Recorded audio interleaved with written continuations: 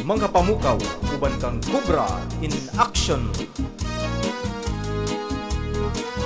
Niya na mga higala, mga kinahan nga programa, may police report of interviews, kahimtang sa panahon ng latest news. Daron sa tuloy niya Pag-asa Mactan, pinagi ni Sir Joseph Marlas. Sir Joseph, may butag, sir.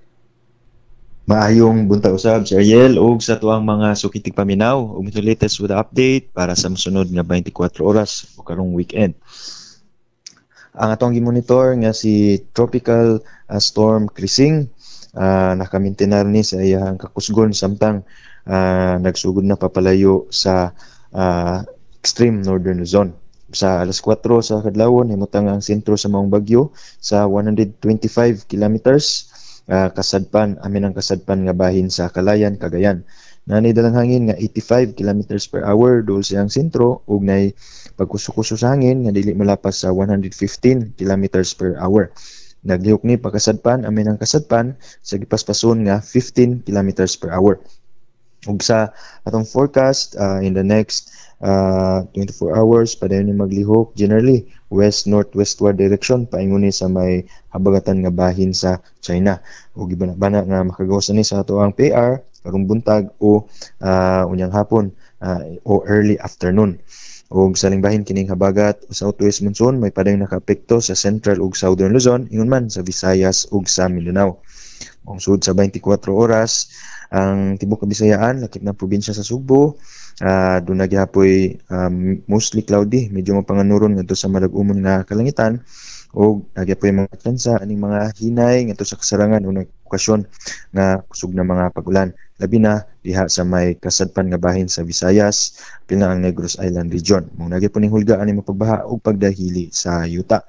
Diri sa Central ug Eastern Visayas posibleng mo nipis-nipis na ning mga pagpanag-om o mga cloudiness nga mohabol sa ato sa Central ug Eastern Visayas. Medyo mohayag na okasyon nga medyo mohayag ato ang timpo sa manahon apan nagyapoy mga chances aning mga lumalabay mga occasionally mga pag-ulan dalagi hapon sa habagat. Kahimtang sa atong hangin ng kadagatan ang tibok Visayas adunay kasarangan ito na sa kusog nga hangin nga gikan sa habagatang kasadpan. Huwag kadagatan na kasarangan ngadto na sa baluron ang kahimtang. Kusugya po nato ang hangin dala sa habagat maong ato ang kadagatan usab na ay posibleng na ay up to 37 meters ang wave height. Delikado gyapon ni sa atong mga mananagat labi na kaning mga nanag-iya ug gagmayng sakayan.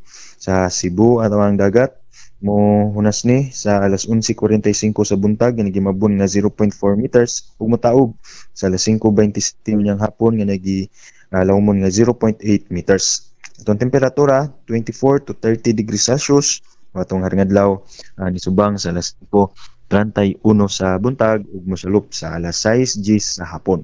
Ug matong latest diri sa buhatan sa Pag-asa Mactan, Visayas del Oeste, si Joseph Merlas. Maayong buntag, happy weekend. Sir Joseph. Yes, sir. Kalong Yes, sir. adlaw sa adlaw Sabado, medyo kuyaw lagyapon doon sa atong island hopping. Yes, Sir Ariel, medyo kusog paghapon na to ang hangin expected karong adlaw. Ugma na yun mo mas mo hinay, no? Mo moderate na lang ato ang hangin ug mga adlaw. Apan ato ang peak yun na labing kusog na hangin is atong Biyernes, no? Kagahapon. Apan karon mo naman sa hinay apan baluron gihapon nagyapoy occasionally gustiness, no? Pag may mga paghuros-huros sa hangin delikado gihapon especially sa ato ang mga kaning biyahe, especially kaning mga gagmay na mga bangka. Kay ang biyahe gahapon sa from Olango Island going to Mainland Lapu-Lapu, ila magi-transfer dito sa Hilton Wharf. Kay kagahapon adlaw mga alas 11 ngadto sa alauna ni kusog ang bawd diri sa kusog yun siya. Yes, sir. Sa pagkarong buntaga po ang biyahe nila from Olango going to Hilton na lang. Yes, sir. Safe. Okay, sir. Para safe ang atong mga pasahero o yung mga kanatong sakyan ng pagdagat.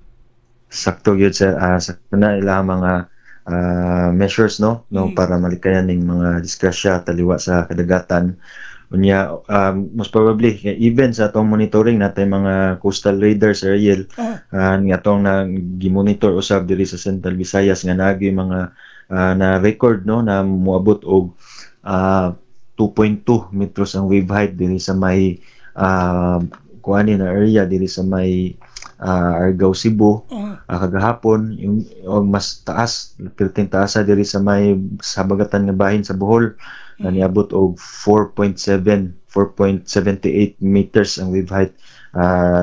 Dagko gyud na balod nga di gyud makaya ni, especially sa mga gagmayng bangka. Kuya po sa mga kuan kining pasklap kay atong niaging pila to ka buwan nga ang pasklap ato gi kuso mas bawd. Yes, sir.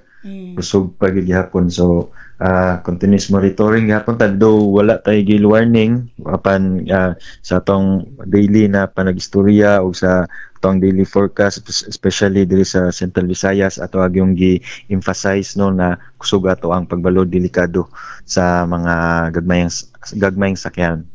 Pero kalong butaga nag-totalagsik gihapon. Yes, natay mga light rains gihapon expected karong buntaga. Even whole Central Visayas medyo mo undang ra ni siya sa Ariel apan na nagyapoy chances nga nagnanapoy mo balik no mga paputol-putol na mga pag-ulan. Medyo kusog diri sa may Ulanggo few minutes ago no apan wala natin nakita na mga kusog na mga pag-ulan nga incoming o padung. So so far mga light to moderate na mga pag-ulan expected na to karong adlaw. Medyo makuan gyapon nato ang kadaghanon sa ulan. Unya ugma is fair weather, mas muhayag na gyud ta, unya mga isolated na lang gyud ni ato ang mga pag-ulan-ulan. So mas mayo nga nawag mapahalayo na si kuan bagyong Kusing. Yes, sir. Medyo naglayo na gini. Unya posible karong buntag o early afternoon gawas na siya to ang PR kay nilabay naman siya. Iyan na ning gilabang ning extreme northern Luzon. So salamat Sir Joseph sa panahon sa itong tulumanon sa mga pamukaw. Wise Spencer, maayong buntag. Happy weekend. Happy weekend po din mo, sir. Salamat, Pag-asa.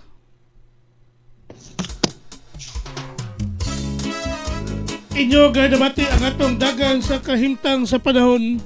Pinagi ni Sir Joseph Marlas, ang atong weather specialist gikan sa Pag-asa Mactan, nga naghatod sa atong dagan sa kahimtang sa panahon nining adlaw nga Sabado, Pitsa 19 bulan sa Hulyo, tuig 2025. Salamat ni Sir Joseph Marlas og mayong buntag sa Pag-asa Mactan. Panautang o paminaw sa'yo sa kabuntago.